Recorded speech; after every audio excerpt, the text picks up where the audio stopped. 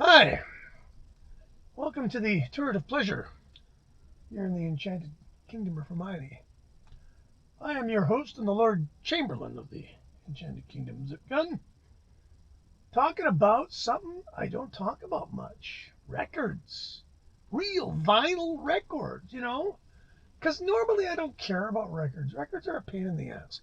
Records are scratchy, they warp, they sound really thin at the end of the sides. Um, you know. And then now they're expensive. People want money for them. When they were 6 cents a piece, I bought a lot of records. And, a lot of them were wonderful things.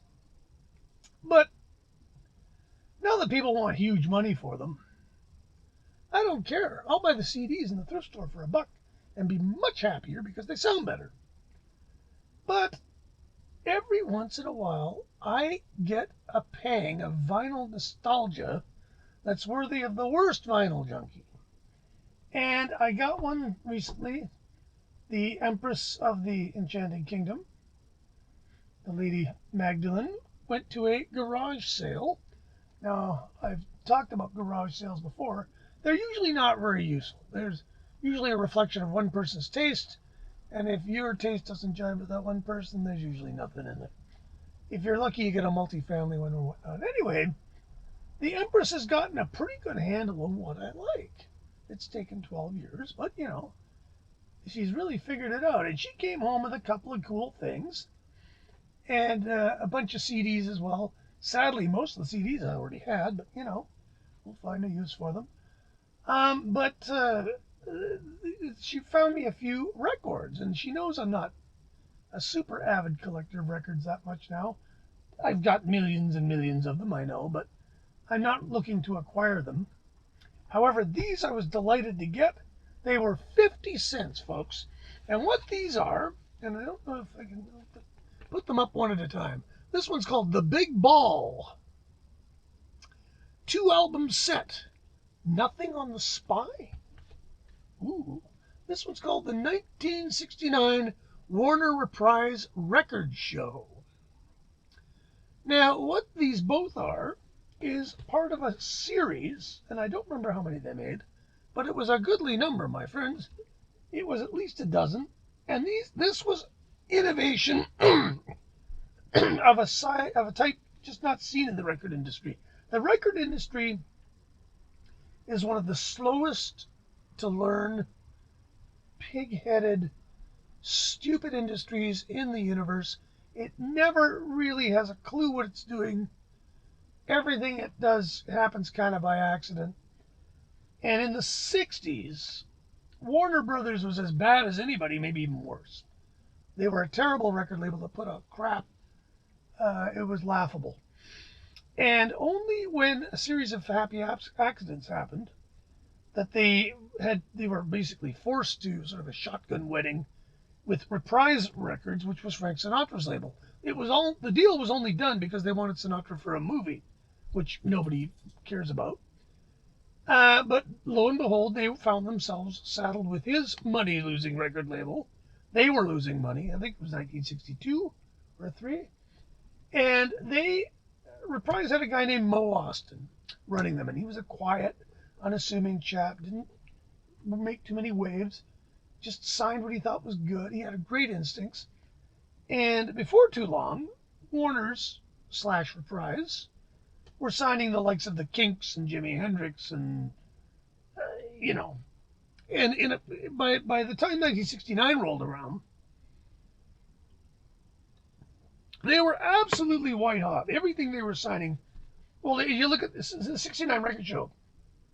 Joni Mitchell, The Mothers of Invention, Van Dyke Parks, Jethro Tull, Neil Young, The Kinks, The Everly Brothers, Lorraine Ellison, The Jimi Hendrix Experience, David Blue, Fats Domino, The Fugs, Theodore Beichel. He's on this, and The Grateful Dead. So there you go. Mostly legends. Lorraine Ellison. No, I don't remember her. David Blue. Kind of remember him. Fats Domino. He was past his prime by this point. And Theodore Beichel. My gosh. Theodore Beichel was famous in the 50s. Lent Jack Holzman 10 grand, I think it was, for his label. For 10% of the label, and ended up making millions of dollars when Warner Brothers and Elektra Atlantic was formed when Elektra got bought by Kitty. But that's all in the future. This is, I do believe, before the Elektra deal went through. Now, these were the brainchild of my old buddy Stan Cornyn, who was in charge by this point in Warner Brothers. He was in charge of what they like to call creative services. And they didn't really know what the hell creative help sell the record somehow, will you, Stan? Okay. So they tried, bribing radio stations like everybody else. Well, that worked to a certain point. They tried, word of mouth. They tried the underground press. It all kind of worked. But, how are you going to sell the thugs? You're not going to get them on AM radio. So Stan got the bright idea of putting out what he called twofers. And these were 2 LP sets. And they were actually, I don't think they called them twofers. They called them loss leaders. Twofers was later when you could get 2 for the price of 1. These loss leaders, you had to buy them through the mail. Remember the mail? Yeah. And you'd send them $2, probably, I'm thinking 2 $1 bills in those days. And they would send you this double album of wonderful treats. Now, the great thing about these is, if you're a vinyl nut, if you're a real nut for vinyl, these are great because they're like your own little 1969 DJ.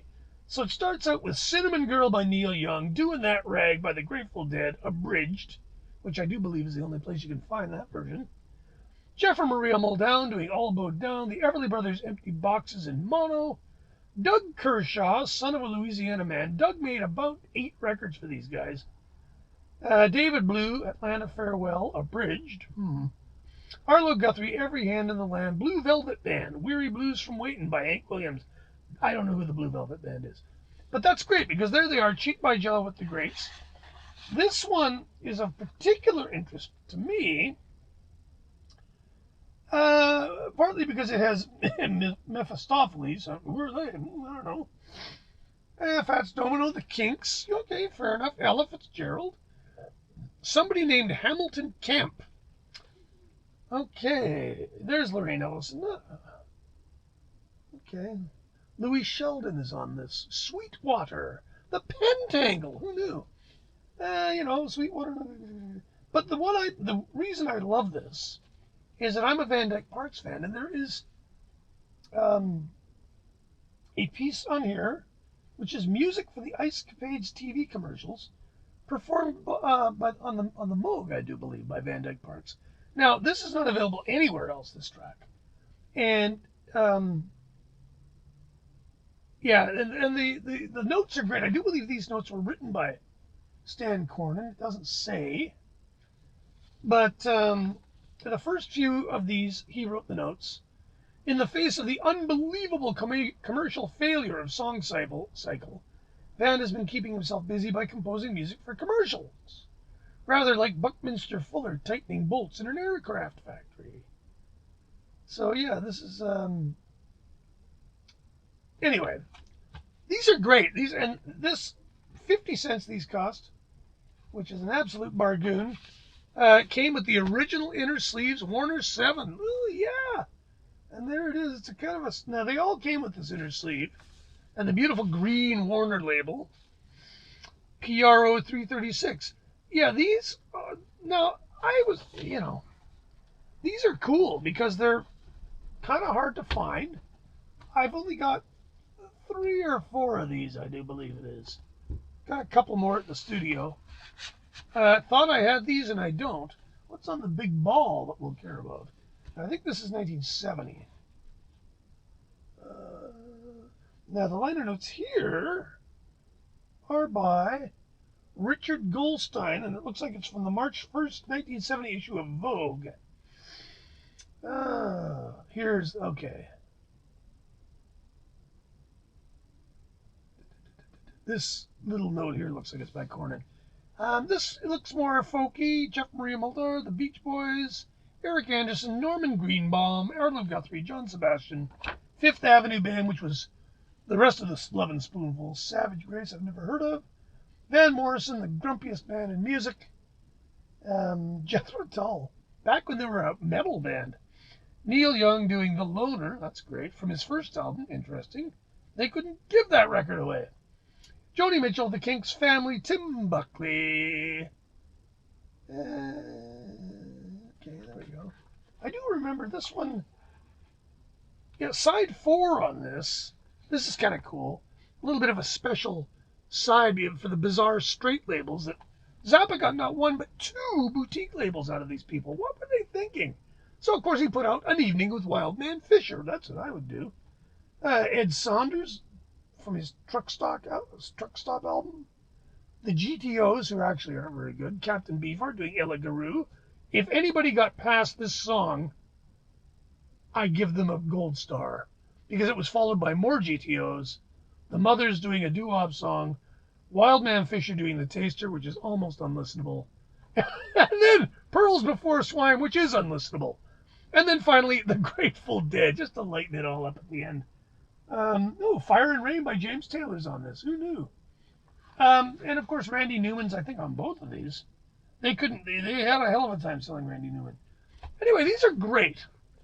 If you're into vinyl and you want to learn about 70s rock on Warner's, they can't do any better than these. Now, here's the best part, at least for me. I've been watching videos of all these asshole record collector twats.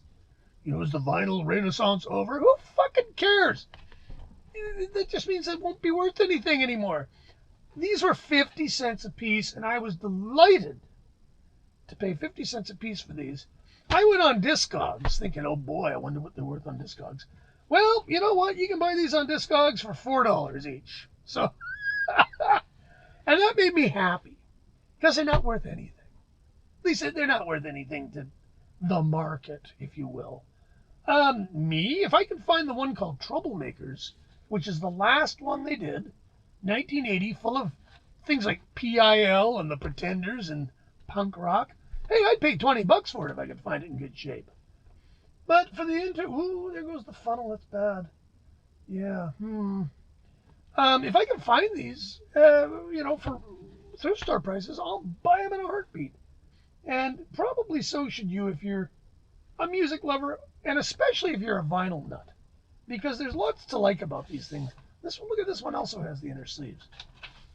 Stan Cornyn was smart because I don't know if these helped sell that many records. They certainly didn't cost them anything. They kind of forgot to pay royalties on the publishing because they were considered, promotional. It is odd they have no spines. Oh, this one has a spine. The other one doesn't. Strange. Anyways, so there, just in case you think I hate vinyl, I don't hate vinyl. I tolerate it. This is a great nostalgic thing. And they actually did make, I believe they made 2 CDs at the end that are apparently quite hard to find. Very limited edition. And I'll be looking for those too. But at any rate, there you have the vinyl story for this week. And there's not many because I don't buy a lot of vinyl. And yeah. So thanks for watching. Don't forget to subscribe. And we're going to be working on new ways to educate and entertain you. Dig into the old archives and make some of those available, hopefully. We're working on processing them, so we'll keep you posted on that. And hit the bell button for notifications when I make more of these, and you shall receive. Anyway, thanks for watching, and we'll talk to you later. Thanks, bye.